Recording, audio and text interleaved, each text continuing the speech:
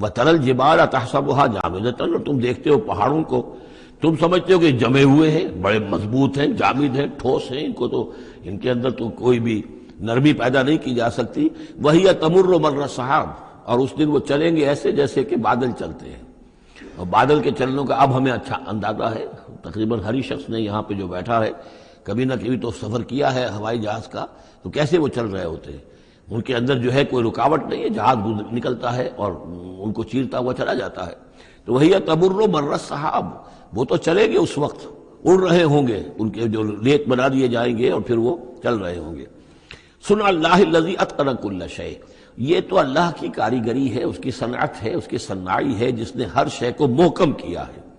اس نے اس وقت ان کو اس شکل میں رکھا ہوا ہے۔ یہ معلوم ہوتا ہے کہ چٹان ہے سخت ترین، اس کو کہیں ہلانا ممکن نہیں ہے، یہ تو گڑے ہوئے ہیں پکے، لیکن یہ کہ ایک وقت آئے گا اللہ تعالیٰ کے حکم سے کہ یہ ایسے چلیں گے، یہ پہاڑ جو ہے روئی کے گالوں کی طرح ہو جائیں گے، یہ بادلوں کی طرح ہو جائیں گے، دھنکی ہوئی اون کے مانند ہو جائیں گے۔ انہ خبیر بما تفعلون، وہ یقیناً باخبر ہے اس چیز سے کہ جو تم کر رہے ہو۔